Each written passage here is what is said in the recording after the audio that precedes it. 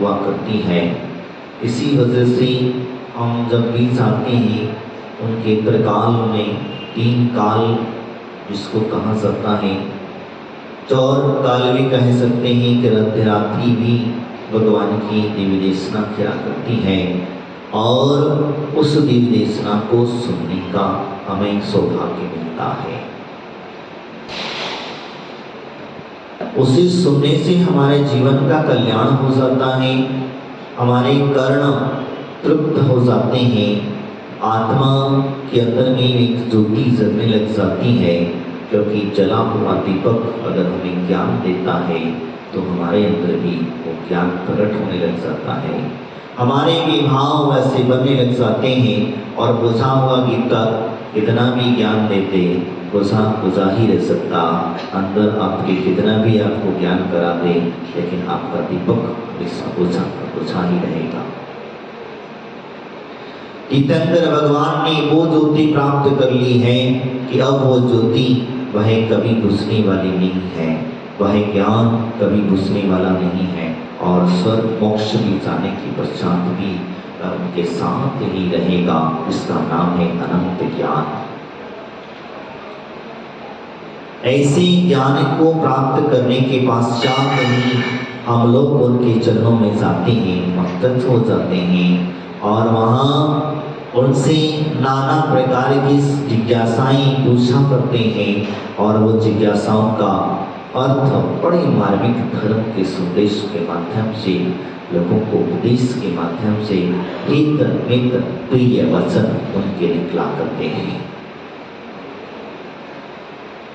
उनकी जो वचन है वह हित मित प्रिय, क्योंकि पहली बात तो वचन है ही नहीं है लेकिन सर्वांग ध्वनि से जो निकलते हैं वही भी हित मित प्रिय हुआ करते हैं और ऐसी प्रिय ध्वनि हमारे कर्म के अंदर में पड़ने के पश्चात जरूर हमारे अंदर जो ज्ञान बुद्धि है, चेतना बुद्धि है, जिसके अंदर में हमारे मस्तिष्क के अंदर में वो ज्ञान जब जाता है तो हमें कहीं ना कहीं ये बात संकेत दे देता है कि हमें मोक्ष मार्ग पर चलना है, यही संकेत हुआ करता है।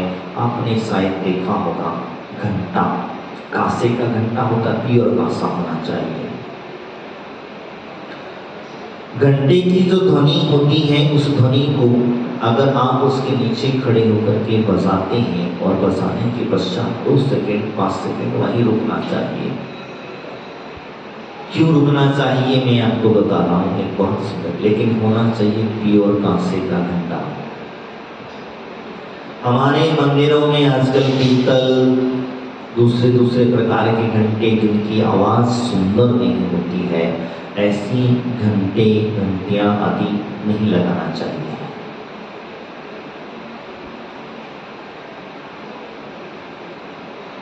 सुंदर आवाज का मतलब होता है कि वो ध्वनि जब हमारे मस्तिष्क के अंदर में जाती है तो सोया हुआ मस्तिष्क जाग जाता है। समझ में आ रहा है? सोया हुआ मस्तिष्क जो होता है वो जाग जाता है और कंटिन्यू व्यक्ति अगर घंटे की ध्वनि के नीचे अपने आप को सुनता है तो कहते हैं एक अंदर से अलग ही ध्वनि का नाद होने लगता है। जिसे हम ओंकार की ध्वनि कहते हैं और ओंकार की ध्वनि का भी एक नाद होता है, उस नाद के माध्यम से हम अपने अंदर में एक संचार करते हैं, ऊर्जा को संचार पैदा करते हैं। वो ऊर्जा हमारे ऊर्ध्वगमनी हुआ करती है, हमें ऊपर उठाने के लिए हुआ करती है। इसमें खास करके बौद्ध संप्रदाय के अंदर में इस घंटे का बहुत ज़्यादा महत्व है। वो लोग लकड़ी से बजाते हैं, आप लोग तो उसमें लोहे की छड़ डाल के रखे नहीं हैं आप। वो लोग सही लकड़ी से बजाते हैं, लकड़ी से बजाना उनका नहीं होता, वो तो लकड़ी को रगड़ते हैं, घसते हैं। और घसना भी क्या, इतना जोर से नहीं घसते, घसते चले जाते हैं। और लकड़ी को जब घसते हैं और घसने के पश्चात में वही ओंकारमयी ध्वनि जिसको हम कहते हैं अर्धवाग्मी भाषा से है, भगवान के जो सर्वांग से निकली हुई ध्वनि जो है, ऐसी ध्वनि स्वयं प्राप्त होने लग जाती है। और वो ध्वनि को बड़े ध्यान पूर्वक सुनते हैं। जो भी लोग होते हैं वो कुछ शिव वगैरह दिख रहे हैं, बड़े ध्यान से सुनते हैं।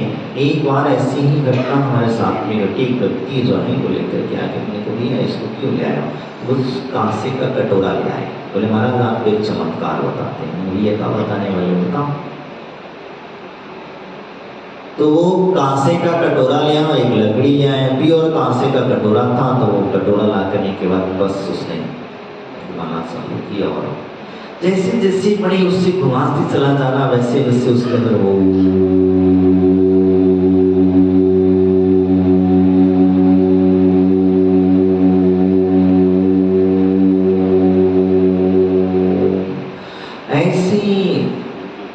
ध्वनि जब खेलने लगी तो अंदर से और ज्यादा हमने कहा ये सब क्या है? तो उसने ऐसे एक दो बार 3 बार 4 बार किया। तो बाकी बात का सब बड़ा ऐसा मन में आसान, मतलब मस्तिष्क के अंदर में जितनी भी प्रश्न चल रहे थे, जितनी भी अशांति, जितना वातावरण मन में सोच चल रही थी, वो सारा का सारा मेडिटेशन कहते हैं हमारा ध्यान एकत्रित कर दिया।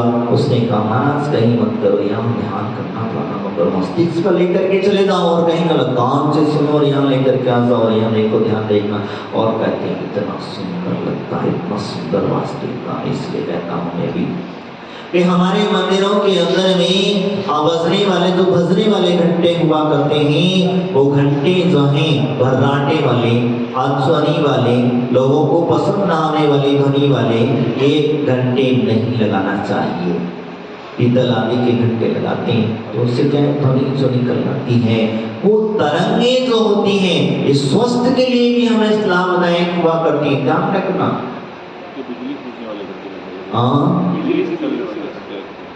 आजकल तुम्हारा वाले बिजली वाला चलने लग गया है भी, तुम आजकल इतनी आलसी हो गई हो तो क्या करें? तुम्हें खाना भी बिजली खिला रही है, तुम अपने हाथ से कहाँ खाते हो? क्या हुआ? गलत तो नहीं गा दी हम? तो ये सारे संस्कार जो है, जो निमित्त जो कार्य करते हैं वो हम करते नहीं है, तो क्या होता है? तो इसी के परिणाम भी तो हो रहे हैं। यही तो कारण है मैं आपसे जो कह रहा हूँ कि यहाँ उस दिव्य ध्वनि की बात करें तो हमें भगवान के जो मंदिर में घंटा लगाया जाता है, वह घंटा वही प्रतीक हुआ करता था। पहले के लोग घंटा बजाते थे तो कई घंटे को सुन करके जिनके कान दूर तक वो ध्वनि जाया करती थी। आज की ध्वनि तो मंदिर भी सुनाई देती, तो कोई बहुत समझना वो घंटा कहाँ बजाया और कहाँ लगाया जाता ये भी आप सुन लो। अभी वास्तु शास्त्र के अंदर में, शिल्प ग्रंथ के अंदर में एक वर्णन दिया है। कौली मंडप आगे जो दरवाजे के सामने एक मंडप हुआ करता है, उस मंडप के अंदर में उस घंटे को बजाया करता। वाद्य जितने भी होते हैं ये सारे के सारे वाद्य जो हैं वहां पर बजाए जाते हैं और वहीं पर रहते हैं। आप लोगों के दिमाग चकरा रहे हैं थोड़े थोड़े। और जी हाँ,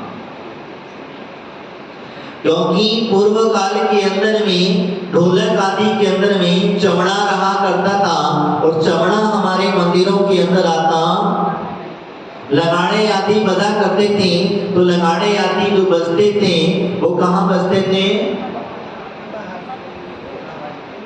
इसी वजह से दरवाजे के समक्ष जो चौकी हुआ करती थी, गंधर्व जाति के मनुष्य जो होते हैं, देव ने करा, गंधर्व जाति के मनुष्य जो होते हैं वो वहां बैठ करके भगवान के गीत और मधुर मधुर संगीत बजाया करते थे, और ये इसका आनंद हुआ करता था। लेकिन आज हमारे यहाँ सब चीजें खत्म हो गई।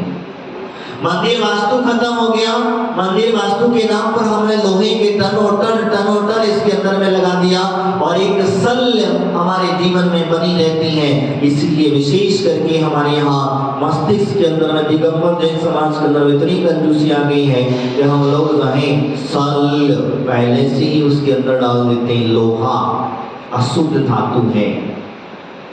मंदिर बनाते समय मंदिर में शुद्धता होना चाहिए, शुद्ध धातुओं का प्रयोग होना चाहिए। वो मंदिर बड़ा ऊर्जावान हुआ करता है, चमत्कारिक और अतिशयवान हुआ करता है। आज तुम्हारे मंदिरों में चमत्कार नहीं दिखता, खाली सो बात नजर आती है, सुंदरता तो नजर आती है, लेकिन अंदर से जो ऊर्जा, जो भाव है, वो वहां रुकने के भाव नहीं होते।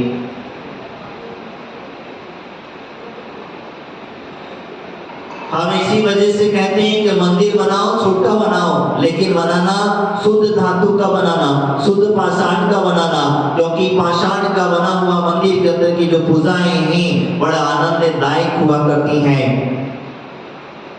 आपके यहाँ के मंदिर की शोभा ही ले लो, बाहर जो शोभा लगी है, धातु की पाषाण की बनी हुई शोभाएं हैं, वो शोभा को देख करके आपके अंदर जाने की इच्छा हो जाती कि नहीं होती है? होती है। जो नहीं भी आए तो चलो एक बार तो चले, और जब अंदर जाकर के पहुंच जाता है, अंदर आकर के देखता है तो श्वेतांबर रावणाओं के अंदर में देखना, उनके मंदिरों में कभी भी लोहा नहीं मिलेगा। वो छोटा सा बनाएंगे मंदिर, बड़ा नहीं बनाएंगे, लेकिन उनके यहाँ लोहे का प्रयोग नहीं होता है। क्यों? क्योंकि उनके यहाँ शिल्प शास्त्र के अनुसार मंदिर बनाया जाता है, और वो शिल्प का महत्व यही होता है क्योंकि मंदिर से समाज चलता है, और जहाँ समाज की प्रगति के लिए बात करते हैं, समाज के अंदर में मस्तिष्क को शांत रखने के लिए हम मंदिर आते क्यों हैं? क्यों आते हैं? मंदिर में हम आकर के बैठे, शांति से बैठे, शांति मन लगे, हमारे अंदर में जो भावनाएं हैं, हम बैठने की जो भाव होती है, वह हम जो पूजा कर रहे हैं, तो हमारे मस्तिष्क को अंदर जो आत्मा को शांति प्रदान करें, ऐसी शांति पाने के लिए हम अपने आप को शांति पाने के लिए यहाँ आते हैं। लेकिन हमारे यहाँ तो पहले अशांति मंदिरों में हुआ करती है, सबसे ज्यादा अशांति मंदिरों में होती है। मैं कई बार यहाँ पर भी कहता हूँ और आप लोगों से भी कहता हूँ कि मंदिरों में हम लोग क्या करते हैं, फिजूल की चर्चा करते हैं, इसकी निंदा, उसकी निंदा, इसकी चुगली, उसकी चुगली मंदिरों में सबसे ज्यादा करते हैं, क्योंकि मंदिर के अलावा दूसरी जगह कुछ टाइम मिलता ही नहीं है।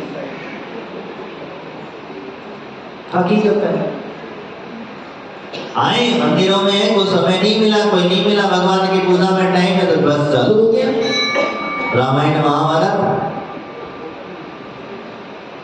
मेरी भक्तात्माओं, हम बहुत बड़ी गलती कर लेते हैं। तो मैं आपसे वो चर्चा कर रहा था, वो ध्वनि की, दिव्य ध्वनि की, वाणी की, उसमें बहुत वह सुंदरता जो कहा जाता है भगवान के मुख से निकली हुई वह दिव्य ध्वनि है, और वो दिव्य ध्वनि हमारे जीवन में धीरे धीरे करके परिवर्तन लाना चालू करती है, जिसको हम द्वादशांग रूप में भी प्रतीक समझ सकते हैं। जिन धर्म की प्रभावना, जिन धर्म संबंधी जितने भी क्वेश्चन आंसर होते हैं, जिसने भी भूत भविष्य वर्तमान को जानने की इच्छा होती है, केवली के समुद्र में पाद मूल में पहुंच जाते हैं, और वहां से हम अपूर्ण ज्ञान को प्राप्त कर लेते हैं। अधूरा ज्ञान नहीं होता है हमारे पास में, वो ज्ञान की ध्वनि हुआ करती है। इसीलिए मैंने आपसे कहा, वास्तविकता में वह ध्वनि हमें अपने आप को जानने के लिए कहा जाता है। आत्मा अकेली ही आती है, आत्मा अकेली ही आती है, अकेली ही चली जाती है, ना कोई उसका साथ देता है और ना कोई उसका मित्र बनाता है, ना कोई उसका मित्र बनता है। ये सारी बातें भगवान की दिव्य ध्वनि में मिला करती हैं। भगवान की दिव्य ध्वनि में 7 तत्वों का वर्णन हुआ करता है। वो जो 7 तत्व आपको सम्यक दर्शन की प्राप्ति में कारण बना करते हैं, वो 9 पदार्थ आदि, 6 द्रव्य आदि, 6 काय आदि जीवों की रक्षा आदि का प्रकरण, ये सारा का सारा मुनिचर्या, श्रावकचर्या, और भी आपने क्या किया, क्या खाया, क्या पिया, किस तरीके से किया, आगे क्या करने वाले हो, कब मोक्ष जाने वाले हो, आने अनेक प्रकार से, और महापुरुषों के जीवन चरित्र की गाथाएं, ये सारी की सारी भगवान के केवल ज्ञान के ध्वनि के माध्यम से हम लोगों को प्राप्त हुआ करती है। ऐसी महापवित्र ध्वनि के माध्यम से मैंने कहा, इसीलिए अपने मंदिरों के अंदर में जो घंटा है, वो घंटे हमेशा सुंदर और ध्वनिदार होना चाहिए। इतना प्यारी सी ध्वनि उसकी निकलना चाहिए, बजाते समय ही हमारे आंखों कानों को खींच ले। अगर मंदिर के बाहर कोई व्यक्ति जा रहा है और जाते समय अगर वो घंटे की ध्वनि को सुन लेता है, तो उसके अंदर से भाव हो जाना चाहिए कि हो ना हो, ये जिन मंदिर है इसमें हम भाव से यहीं से नमस्कार। नमस्कार करें।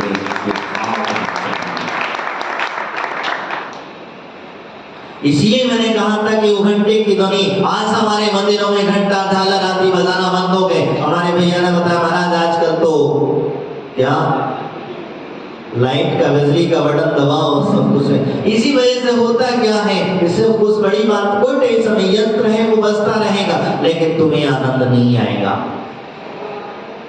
तुम्हें आनंद नहीं आएगा।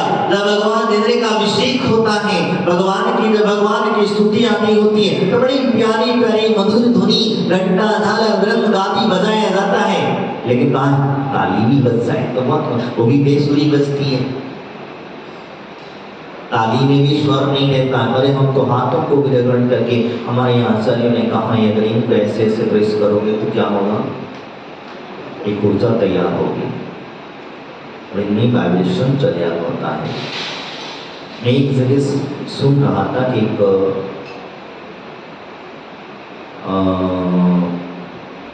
ज्योतिषी व्यक्ति था, वो बता रहा था कि अगर इन सबको मिलाने से आपकी ग्रह मजबूत हो सकती है। एक छोटी सी बात बता दी, उसने अपना बता रहा था वो अपने तरीके से, लेकिन मुझे नहीं पता। लेकिन मैं कहता हूँ कि भगवान इंद्र की जो भक्ति करता है वो ग्रह क्या, वैसे ग्रह तो उनके चरणों में अपने आप नतमस्तक हो जाया करते हैं। इसी वजह से तो कहा जाता है जब कभी भी स्तुति भक्ति आदि करने का मौका मिले तो अपने पीछे नहीं हटना। तो मैं आपसे कह रहा था तो घंटा आदि जो है वो कैसे सुंदर और आवाज ध्वनि से हो। तो हम लोगों ने मंदिरों के अंदर में घंटा बजाना छोड़ दिया। शाम के टाइम में अगर घंटा बजाने की बात आती है तो न जाने किन लोगों ने, हमारे मूर्खों ने, मैं तो कह दिया तुमसे कि भगवान का घंटा नहीं बजाना चाहिए रात में जीवों की हिंसा होती है। अरे मेरी आत्माओं, हिंसा किसमें नहीं होती? तुम घर से चलकर मंदिर के आए हो, क्यों आए हो? मुख से जो उच्चारण कर रहे हो उसमें भी जीव हिंसा होती है। ये पंखा जो चल रहा है इसमें भी जीव हिंसा होती है, और जीव हिंसा अगर ना हो तो तुमको पुण्य की संचय भी नहीं होती है, ये भी समझ लो। जिस कार्य में हिंसा अगर थोड़ी, क्योंकि बहु हिंसा तो नहीं करते हम लोग हैं, थोड़ी सी हिंसा अगर हो जाती है, लेकिन दूसरी चीज एक और हम लोग प्रमादी बन जाते हैं। कई लोग कहते हैं भगवान की आरती में घंटा ना बजाओ, और घंटा ना बजाओ तो आगे बजाओ, ताली बजाओगे तो क्या जीव हिंसा नहीं होगी?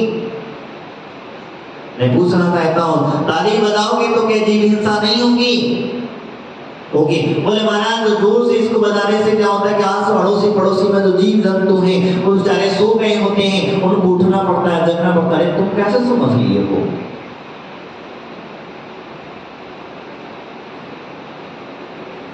तुमने कैसे समझ लिया कि उठना पड़ता है, उनको जग जाती है, जितना उनकी जग जाती है। अरे भैया हमारे प्यारे आत्माओं, तुम लेकिन क्यों व्यर्थ में ही जिस धर्म के विरुद्ध कार्य करना प्रारंभ कर देते हैं, और कहीं गलती से कोई बजा दे तो क्या होता?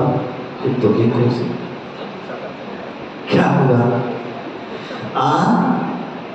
गलती से अगर कोई बजा दे तो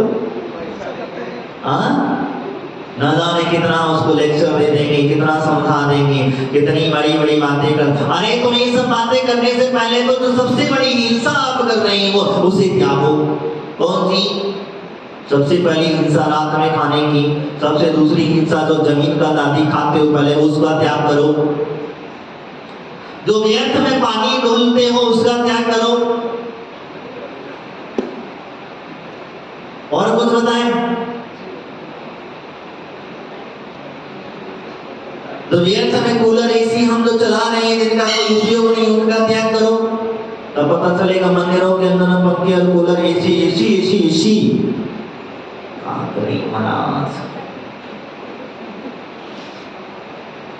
उसकी उसके बगैर नहीं काम चलता भैया। ठीक है, क्यों नहीं चलता इसके पीछे रीजन है।